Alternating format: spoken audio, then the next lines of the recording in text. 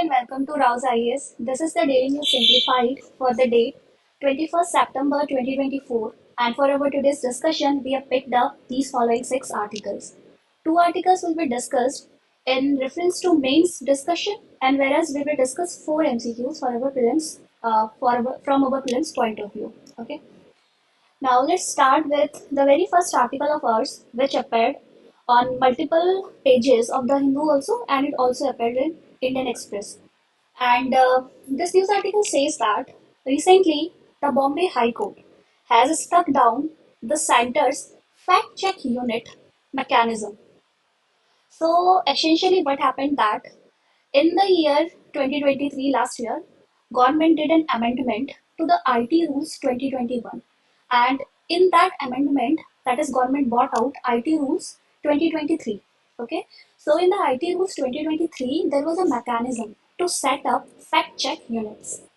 Okay, that was in order to identify that if there is any fake news and then flag that fake news to the social media intermediaries in order to remove that particular content. Okay, but having said this, the formation, or when the government said that government will form fact check units via amendment to the IT rules 2021, then there was certain concern that these fact check units, they could be a tool at the hands of government to curb the freedom of speech and expression to the larger citizens, particularly for those who may say they may criticize government, and for that reason, it may become a tool at the hands of government to check dissent and to curb the freedom of speech and expression, right? So this particular amendment was debated in High Court, and recently Bombay High Court yesterday it gave a ruling that now these fact check units, they have been termed as unconstitutional. Okay, so let's see that this article. Let's see more facts regarding this article, and it is important for our GS paper too. Under the syllabus head Polity and Governance, government policies and interventions for development in various sectors, and what are the issues arising out of these, their design and implementation. So based on this theme, we have found questions multiple times in UPSC. Now let's start with the IT rules 2000. Now see, with the advent of internet first came in India in the year 1986, and in the year 2000, internet became, there was the advent of cable internet. Okay, so cable internet became popular, right? So in order to regulate this digital realm, which was opened with the advent of internet, government brought out Information Technology Act 2000. Okay, so this IT Act 2000 is the apex law in India that regulates e-transactions or e-commerce. Okay, that is, it deals with electronic commerce and cybercrime, and basically it provides legal recognition to electronic records and activities which are carried out by electronic information system. Any kind of e-transaction, that is sharing of data, sharing of services over internet, were regulated by IT Act 2000. Okay, now since then there were subsequent, so this is the broad act, and there were certain rules which were framed under the ambit of this act. For example, the latest such rule was in the year 2021, when the Ministry of Electronics and Information Technology, it brought out Information Technology Intermediary Guidelines and Digital Media Ethics Code Rules 2021. So these were certain kinds of guidelines and rules for social media intermediaries.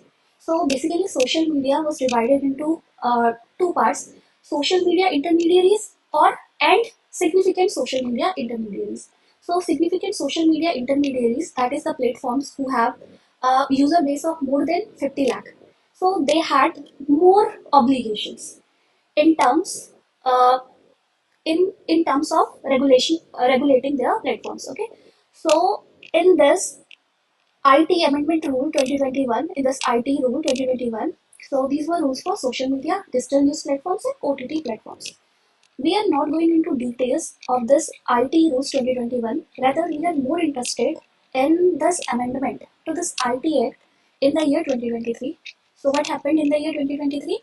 There was amendment to the IT Intermediary Guidelines and Digital Media Ethics Code, Amendment Rules 2023. Via this amendment, government wanted to create fact check units. Okay, and there were certain regulations on online gaming portals also. But we are restricting our discussion for today to the fact check units. Okay, so these IT Amendment Rules 2023 they introduced a fact check unit. So it was a legal mechanism to fact check online content pertaining to any business of the central government. Okay, now let's see further. So see, under this rules, a fact check unit was to be established, which will check the social media for any content or any post which could be fake, false, or contain misleading facts pertaining to the business of government. And when it finds that there is such content, it will this fact check unit will flag that content to the social media intermediaries concerned. Say if that content is originated in Twitter, it will flag Twitter, or say Facebook or Instagram, various social media intermediaries. Okay, and when this fact check unit is flagging that particular content that it is fake, false, or misleading, then these online intermediaries they will have to take down such content. Okay, so there is a particular time frame for it, say 24 hours or 36 hours depending on the case. And then if these online intermediaries, if they do not take down such content, then these online intermediaries will lose their safe harbor protection under the IT rule 2000. That is, see, safe harbor protection is a kind of legal immunity which is provided to social media platforms. Now, for example, say there is a post on Twitter, okay, and say that post is fake or misleading, okay, and it is impacting any business of the government and it is a fake news. But see, these social media platforms, these are intermediaries. That is, they are only providing a platform to share the views of public, right?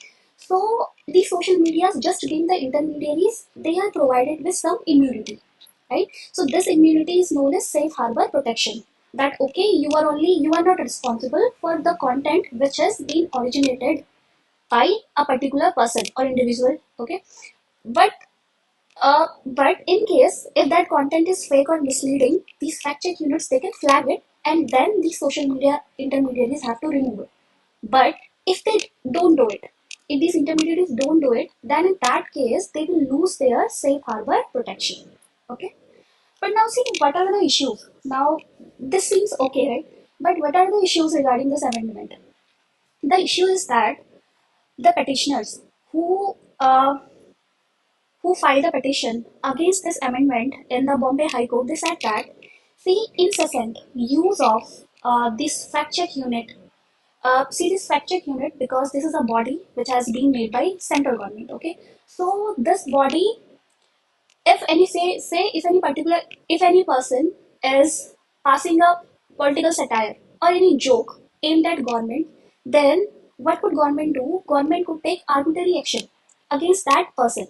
Okay, now we will understand this that and this could impact his freedom of speech and expression. So let's understand that what are the issues with the IT Amendment 2023 and why has the Bombay High Court struck down these fact check units. So Bombay High Court has termed these fact check units as illegal. Let's see why. The first thing is that establishment of these fact check units via the amendment of IT Act, IT Rules 2021. This is in violation of the IT Act 2000. Now see, there is a concept of delegated legislation. We all know this in polity and governance, okay? So that is the parliament, it can frame a particular act, and then parliament can ask the executive to frame certain rules under the umbrella of that particular act, okay? But the executive can only frame such rules or delegated legislations. Generally, they frame it at the times of emergency or any urgency for public interest, right? Now see this notification or this creation of fact check unit by the executive. Okay, this bypasses the statutory provisions of how the amendment should be in the IT Act 2000.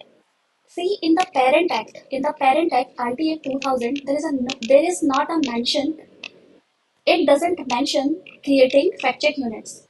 So the court says that how could this executive is bypassing its power? Okay, so this is the issue regarding delegated legislation, and it is bypassing the statutory provisions prescribed under the section 69A of the IT Act 2000. That is, there should be a proper route taken in order to amend this act. Okay. The second issue is that this is a violation of fundamental right of individuals or organizations. The High Court says that this is violative of Article 14, that is equality before law. How so? Because the creation of fact check unit, when government says that it would flag out any fake false content regarding to business of the government. This makes government content superior as compared to any other content, right? So this is against equality before law. Okay, so the news regarding government, information regarding government should not be superior to any other information floated. Okay, so this is violation of Article 14. Secondly, this is violative of Article 19(1)(a), freedom of speech and expression. See, and this is also violative of Article 19(1)(g), right to practice a profession or trade in India. Okay, now see, Article 19, it guarantees us right to freedom of speech and expression. But there are certain reasonable restrictions which could be on Article 19, right? And these reasonable restrictions are regarding to protect the sovereignty and integrity of India, to protect the security of the state, in order to promote friendly relations with foreign state, to maintain public order, decency, morality, contempt of court, defamation in case there is any defamation, incitement of an office. So these are the broad heads under which there are reasonable restrictions, right? Apart from this, there should be no moral ground. Apart from this, there should be no ground that central government is censoring the content which is being spoken by individuals, right? Now, let's take the case again. Say, for example, any person is making any satire on government, is making any joke on government. So, if it is offending government, so that does not necessarily come under these reasonable restrictions on Article 19, right? So in that case, if government makes a fact check unit and flags that information as fake, and then it asks the social media intermediaries, say Twitter, to block the account of that particular person, okay, to block his account or disable his account, okay, so that could be violation of Article 19 1A for that individual, and also Article 19(1)(g) for that person. Say if social media is a tool where that person is earning, okay? Social media is a tool for him to practice a profession or trade. So that is also violative of his Article 19(1)(g). I hope you understood this. Further, there is vague definition under this particular amendment. Now let's see it again. This says that if a fact check unit comes across a content which is fake, false, or contain misleading facts. See, under this rule, it is the definition of fake, that what is fake, definition of what is false, definition of what is misleading is not properly described or mentioned, right? And it says that pertaining to the business of the government. So, business of the government itself is a vague term, right? Fake, false, and misleading information pertaining to the business of government. That is, it gives government a large ambit to flag any content as misleading, right? So, so this vague definition. So this is a vague definition, and there was a particular case in the year 2015, that was Shreya Singhal versus Union of India, and in this particular case, the Supreme Court of India, it struck down Section 66A of the Information Technology Act, terming that this Section 66A of the IT Act, it also consisted vague terms. That is, it consisted terms like offensive or menacing content, where there was not proper definition of these terms. So this was an argument in this particular case that because the definition is not properly mentioned, so this particular act is vague or this is ambiguous. Now the same logic is used by High Court, which says that this ambiguity would lead to arbitrary and discriminatory enforcement by the central government against individuals, right? This is another reason. And the fourth argument is that This amendment was against the principle of natural justice. Say in this case, is against, say, citizen, okay, against the right of citizen and central government. So there are two parties, the individual, okay, and central government. But here the government, central government, in its own case, it is acting as arbiter. So this is against the principle of natural justice, that any body entity could not be judged in its own case, right?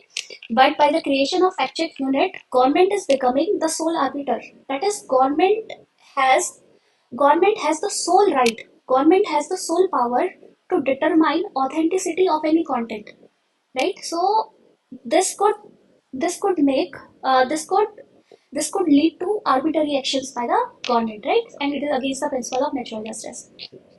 And then finally, it fails the proportionality test. This means that any legal action which is taken, okay, any punishment which is given to any individual or organization, it should be in proportion to the nature of the crime. Okay, for example, if someone pickpocketed your wallet or purse, then at that time, judiciary cannot say that you should cut the hands of that person, okay, because that would be a punishment which will fail the proportionality test. Okay, now in this case also, high court says that this particular amendment is will result in chilling effect of the intermediary. Chilling effect means that people will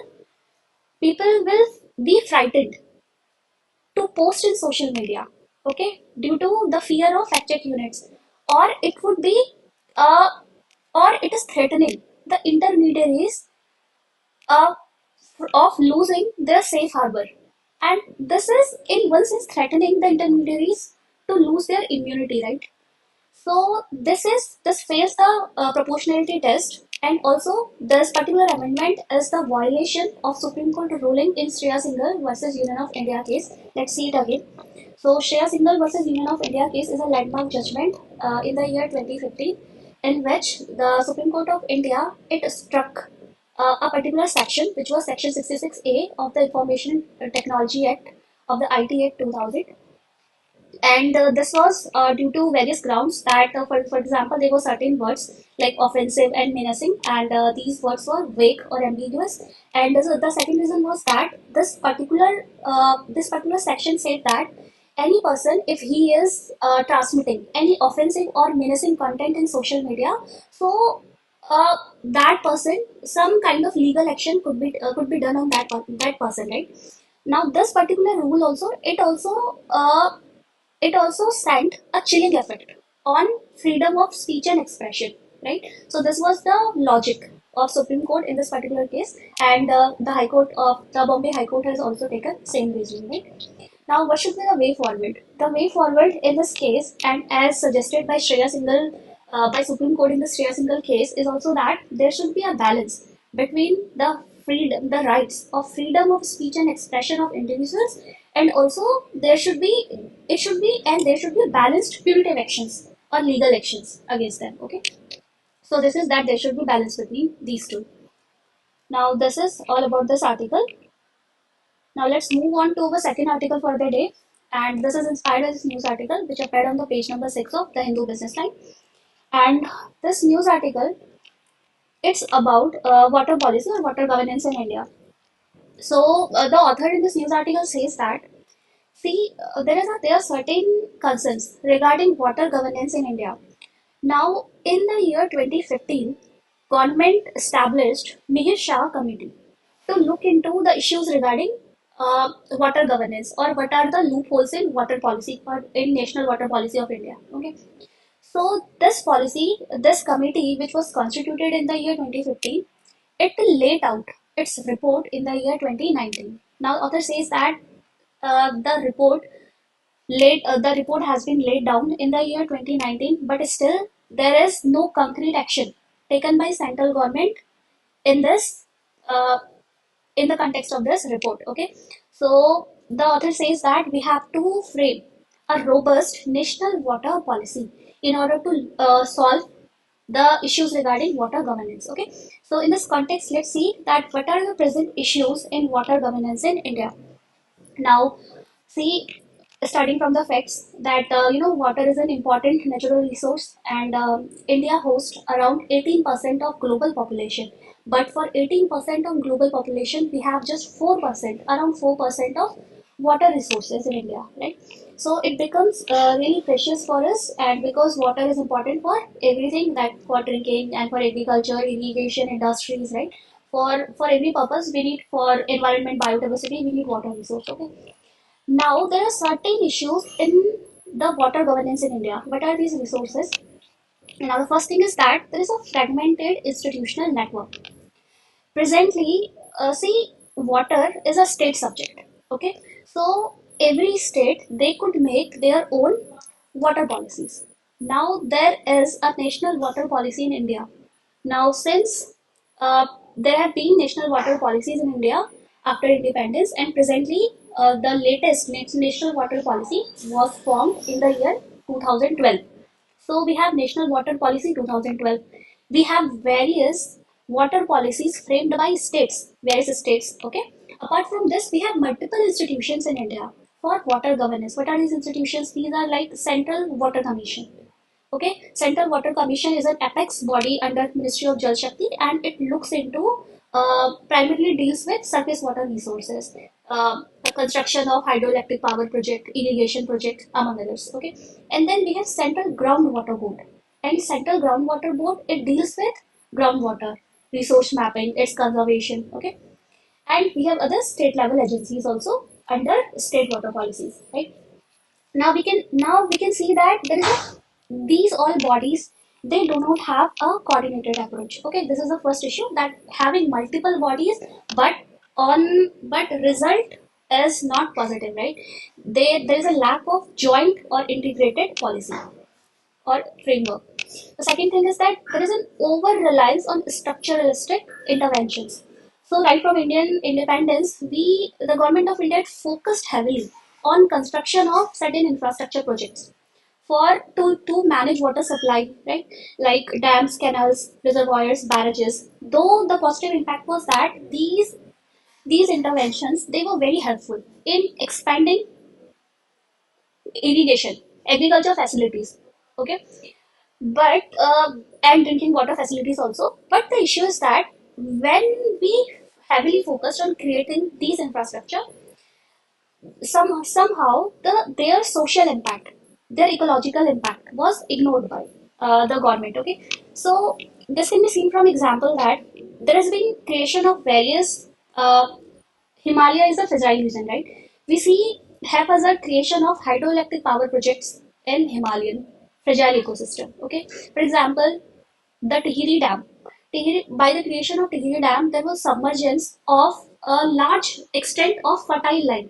There were various communities were displaced. Okay, and brings the it also makes the people there vulnerable to various natural disasters, dam related disasters, right?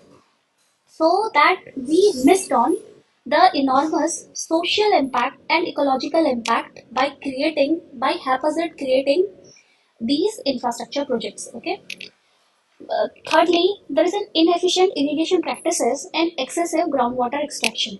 See, we all know that uh, around 50% of India, it depends on rainwater for irrigation facility, and in the rest 50% which uses irrigation facilities, among those 50%, majority, that is more than 70%, is reliant on groundwater. More than 70% of irrigation is happening via the extraction of groundwater, right? Now, this and via techniques such as flood irrigation. So these techniques are inefficient, right?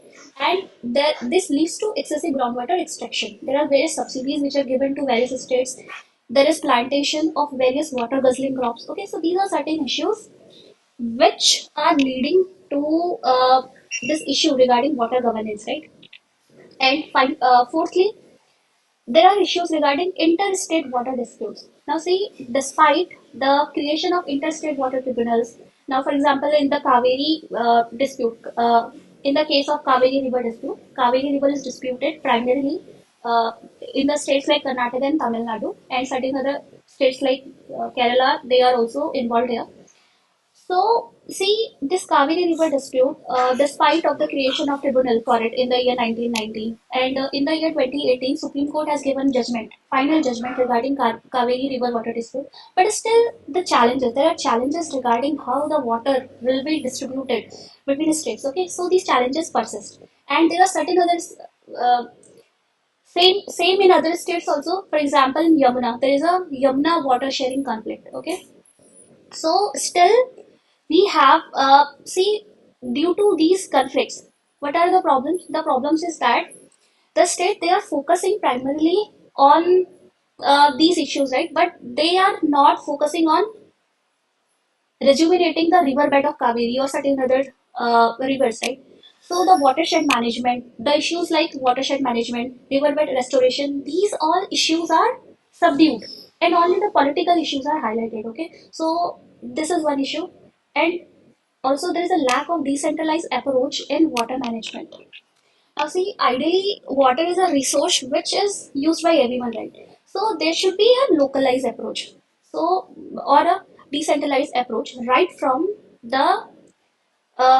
from the village level communities, right from the urban local bodies, right? So there should be a decentralized approach which should involve the stakeholders, various stakeholders like individuals, like from urban local bodies, rural local bodies, and scientists, right?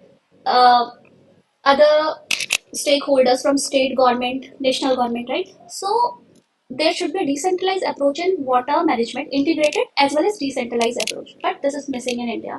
The local bodies, they do not have enough funds to start the restoration projects in their areas, or any other water conservation projects, right? And then, see, there is an issue regarding behavior of general people, that water is viewed as a free commodity.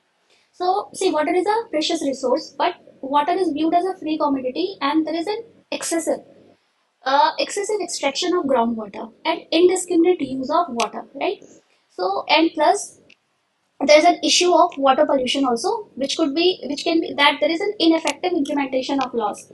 Despite there are laws in India, for example, Water Pollution Act 1974, water,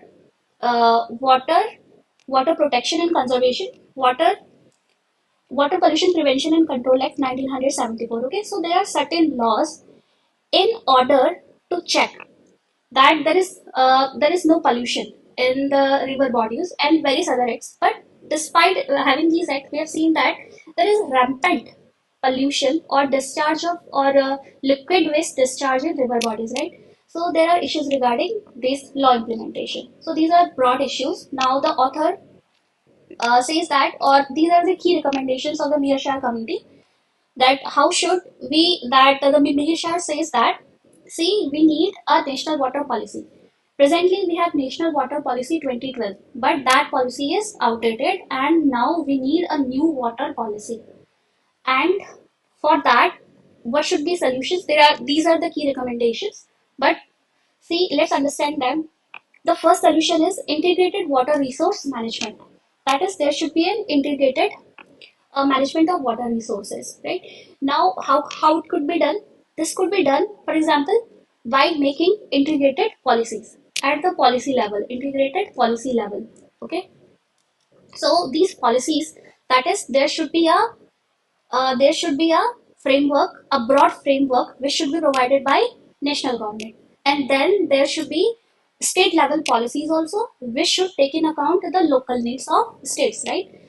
Now, first of all, there should be coherence regarding policy. Okay. Now, the second aspect would be, we can only conserve water, or we can only manage any resource when we know, when we have data regarding that particular resource. So there should be a data repository. Okay. So first of all, there should be data mapping. Data for mapping, say, there should be a data mapping exercise using advanced technologies like GPS, remote sensing, satellite technology, right? And using these technologies, the water resources, say surface water resources or other resources, they should be mapped out, right? And then this data should be provided uh, by creating a center level data repository. And the Ministerial Committee said that there should be a National Water Informatics Center. or this should be, for example, this could be a central source of disseminating data between, say, central government, local government, as well as local bodies, right? And so first thing is policy. Second factor could be data, proper data collection, okay, mapping water resources, and then there could be watershed management. Water management, okay. Now for water management, what do we need? We need a decentralized approach. That is, we should take all the stakeholders in account. Okay, this should start from village level, audit community level. For example, in the state of Gujarat, there is a self-help group which is SEWA, SEWA, right? So this particular group is an organization of women who have done a lot in order to bring water or preserve water uh, in the water stressed portions of Gujarat. So in the water stressed portion of Gujarat, by their initiative, they are having ample water there. Okay, so there should be decentralized water resource management, and then there should be watershed management, decentralized watershed management. For example, say there is a river Ganga, so all the states which are in which the river Ganga flows, or the states having its basin, they should come together, they should collate together their resources, their data, and they should make a joint policy, right? A joint river basin development policy in order to take an integrated approach for watershed management of river Ganga. Similar approaches could be done in other states also. Okay. So broadly, there should be integrated water resource management, and then there should be creation of National Water Commission. Now we have seen that we have multiple agencies like Central Water Commission, Central Groundwater Board. Now we could replace these agencies by creating a unified agency or single agency, that is National Water Commission, such that the functions such that there is a single body in order to frame policies, right, and for efficient implementation of projects. And then there should be decentralized water management by empowering local communities and stakeholders to take part in decision making. We discussed this. And then there should be water demand management. That is, we should shift from supply side interventions to demand side management. That is, we should focus more on management of water, and this could be done by various techniques. For example, by rainwater harvesting. This could be done by using grey water. Grey water is using wastewater. This wastewater could be treated and it could be used in irrigation as well as industries, right? And uh, there could be other initiatives, right? For say at the village level for restoring the watershed, and then by the use of data and technology. So these are the key recommendations of Yojana committee that should be implemented, and the need of the hour is by bringing in a new or latest national water policy. Okay, so this is the crux of this article. With this, let's move on to our prelims discussion topics. The first topic of our today's discussion, it appeared on the page number 13 of Indian Express. Now, this news article is regarding how Starlink satellites are blinding astronomers. Now, in this here, first we will discuss Starlink satellites and how they are disturbing radio astronomy. Right now, let's see that what is a Starlink project. Now, Starlink is the first and largest satellite constellation. This is the world's largest, as we can see in this picture, satellite. Starlink project is an initiative of X is an initiative of Elon Musk X company, and this is an initiative which aims to provide largest satellite internet network. So there are more than 6,300 active satellites which are placed in low Earth orbit, and there is an interconnected network of these satellites. More than 6,000 satellites. There is an interconnected network, and it aims to provide high speed, low latency internet, particularly in the rural and remote locations. So, Starlink project is the largest satellite constellation which is located in low Earth orbit. And low Earth orbit generally around 550 kilometers from Earth's surface. And these satellites, they are equipped with Hall thrusters. These Hall thrusters, they are used to bring the satellite back in their orbit. See, generally what happens that when a satellite, it is placed in its orbit in the space, generally there are various forces. So via the influence of gravity of various other bodies, say sun, moon, and various other bodies, these satellites, they tend to move or shift from their designated orbit. So in that case, they are equipped with Hall thrusters, and these thrusters, they are a kind of a propulsion system. And these propulsion system, they are fired in order to bring these satellites back to their original position. Okay. So in this case, in the case of Starlink projects, these satellites, they are equipped with Hall thrusters which use krypton gas. Okay, so Hall thrusters could use fuel also, but in the case of Starlink project, these satellites, they are fitted with Hall thrusters which create impulse or upthrust, which create upthrust using krypton gas. Okay, and these satellites and these Starlink project, it is aimed to provide satellite internet, and satellite internet is provided via placing various satellites in orbit, and then these satellites, they will emit radio waves, right? And there would be a device which the receiver would have. Okay, and then this receiver will receive radio waves. Okay, and such, and via this mechanism, the internet services would be accessible to the user. Okay, but there is a challenge that this Starlink project is facing.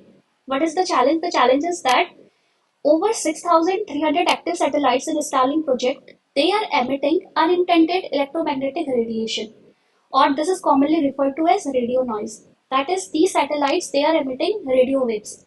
And we all know that, see, radio astronomy, this is a radio astronomy or radio telescopes. Radio astronomy is a field which uses radio telescopes to detect faint signals from space.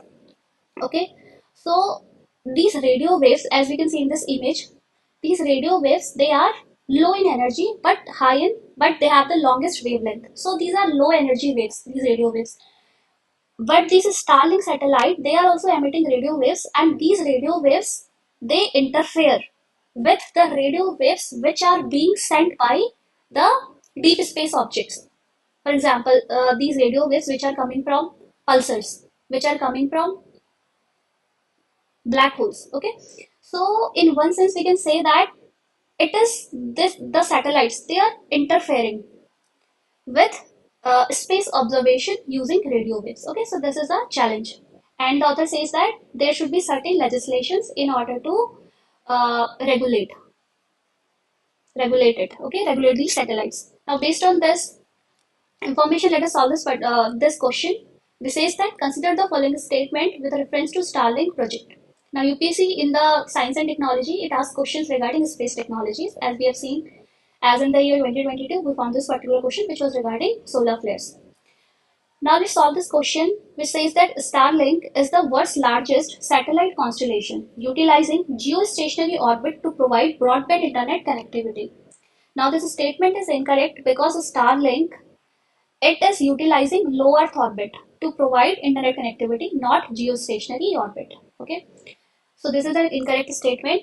Statement second says the satellites use Hall thrusters for orbit maneuvering, altitude control, and re-entry into atmosphere after their missions. So this is a correct statement. Okay, so what is the correct statement here? The correct statement is option B, 2 only.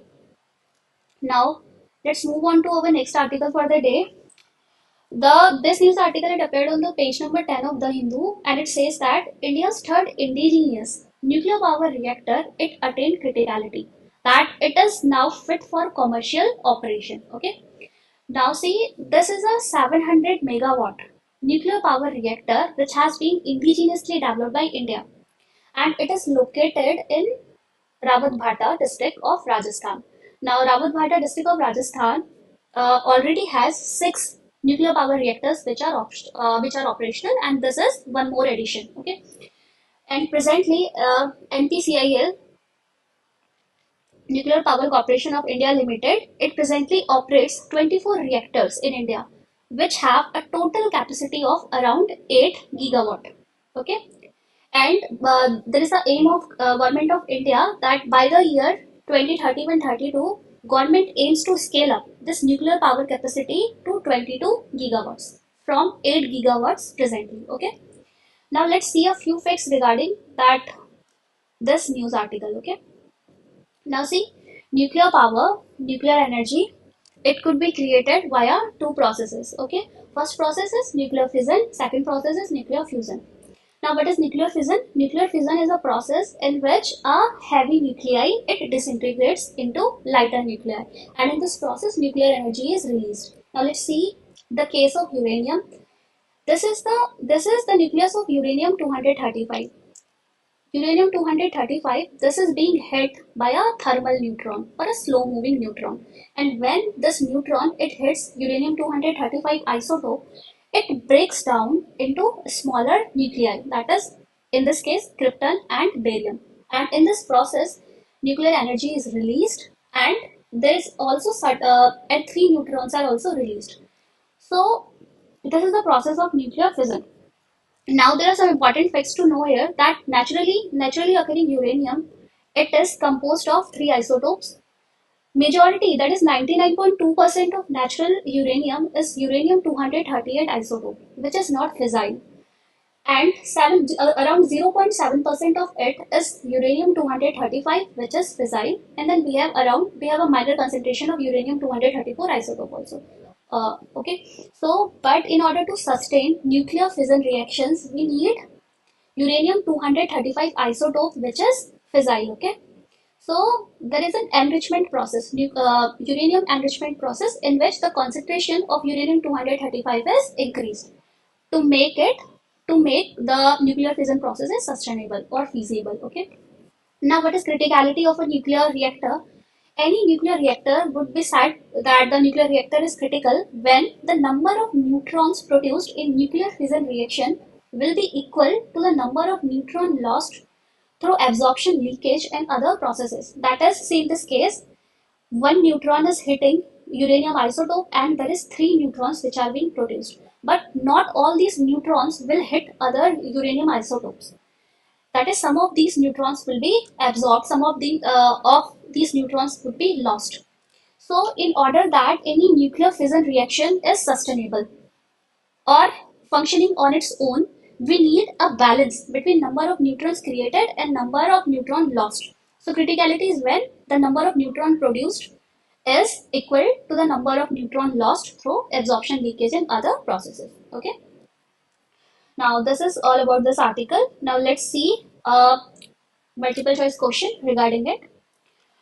The question says that consider the following statement with reference to nuclear energy. Statement 1. Nuclear and natural uranium consists of over 90% of uranium 235 isotope. Now this is an incorrect statement as the concentration of uranium 235 isotope in natural uranium is just around 0.7%. Second statement says that criticality of a nuclear reactor occurs when neutron production exceeds the rate of neutron loss, causing uncontrolled chain reaction. So this is incorrect because criticality is when the number of neutron produced is equal to the number of neutron lost, and this will result in controlled nuclear reaction. Okay, so this statement is also incorrect. Both of these statements are incorrect. So the correct answer is option B, neither one nor two. Okay. Now let's move on to our next news article for the day. Now this is regarding PM Solar Scheme. A new subcomponent has been included in the PM Solar Scheme. Now let's first see what is PM Solar Scheme and then we will see its subcomponent. See, PM Solar Scheme or PM Surya Ghar Muft Bijli Yojana was launched this year in January 2024, and this was to increase the share of rooftop solar capacity in India and empower the residential households to generate their own electricity. Okay, so this was to promote the installation of rooftop solar systems in Indian households. Okay, so for this particular scheme, in the budget there was an outlay of more than 75,000 crore rupees, and this scheme is to be implemented till financial year 2026-27. And for to promote the installation of these systems, subsidy would be given to these residential household people, depending upon the capacity of depending upon the capacity of rooftop solar plant. Now see, this is the chart which shows that if there is a capacity of 1 to 2 kilowatts, the subsidy would be given from 30,000 to 60,000. So you can see this. These are facts. So, so don't remember this. These are certain facts only. Now see, who can install these rooftop solar power systems? There is a criteria that the person should be Indian citizens. They should own a suitable roof for solar panel installation, and they should have a valid electricity connection. Okay, so this scheme is eligible. This is open to both individuals as well as companies also. Okay. Now let's see that recently what government has launched, a sub-component of PM Solar scheme has been launched, and for it rupees 500 crore have been earmarked. Now this has been termed as Innovative Projects Fund. Okay, now this is regarding novel ideas related to rooftop solar installation. In case if someone comes with these novel ideas related to solar rooftop installations, then there is a fund of rupees 500 crore created. Now these are the innovative projects. What are these? Blockchain based peer to peer rooftop solar solutions, digital solutions for rooftop system management, smart building materials, RTS integration with electric vehicles, grid responsive RTS with battery storage, and discom systems for RTS management. So these are certain innovative ideas, and for which the financial assistance has been capped up to 60% of total project cost, and which is capped at 30 crores. Okay, now this is the maximum capping for financial assistance for innovative project. And the executive body of this particular scheme is National Institute for Solar Energy, which is under the Ministry of New and Renewable Energy. Okay. Now, based on this facts, let's solve this practice question. The practice question, this was particular MCQ, which was asked in the year 2020. Okay. Now let's solve this practice question, which says that under the PM Surya Ghar Muft Bijli Yojana, which of the following statements about the innovative project component is correct? Now, the first statement says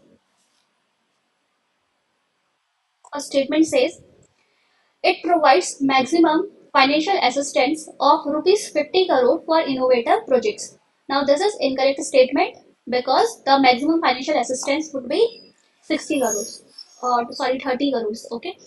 Project focus on only commercial solar rooftops. This is incorrect because this project will also focus on residential solar rooftops. The National Institute for Solar Energy is responsible for implementing the scheme. Now, this is a correct statement. And only government agencies are eligible to submit proposals for innovative project. Now, this is incorrect as such proposals could be given by any individual or any other private company also. Okay, so this is incorrect, and the correct answer is option C. Now with this, let's move on to our final article for the day, which appeared on the Hindu Business Line. Now this article says it talks about the recently released State Food Safety Index 2024. So recently, FSSAI has released Food Safety Index 2024. Now let's see a few facts regarding this index. So in the index of 2024, Kerala and Tamil Nadu, they are the top performers, and they are followed by Jammu and Kashmir. Now, State Food Safety Index, it is released by Food Safety and Standard Authority of India. What is its purpose? It is aimed to rank Indian states based on their performance in various aspects of food safety. Particularly, this particular index is aimed to increase the awareness regarding food safety regulations, and the awareness regarding the availability of food safety infrastructure. So these states, they are evaluated on five parameters. What are these parameters? Firstly, it would see if there is an availability of qualified personnel and robust infrastructure in that particular state for food safety. If if the state adheres to food safety regulations and legal provisions, and if there is a capacity and efficiency of food testing laboratories, if there is a proper monitoring of food production and distribution system, and if there is a public awareness program and outreach activities for food safety. Basically, this is to promote food safety awareness, to build food safety promotion infrastructure. Okay, and for regulation to food and for adherence to food safety regulations.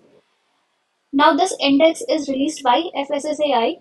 Now, this is a statutory body or the apex level statutory body in India which ensures the safety and quality of food in India.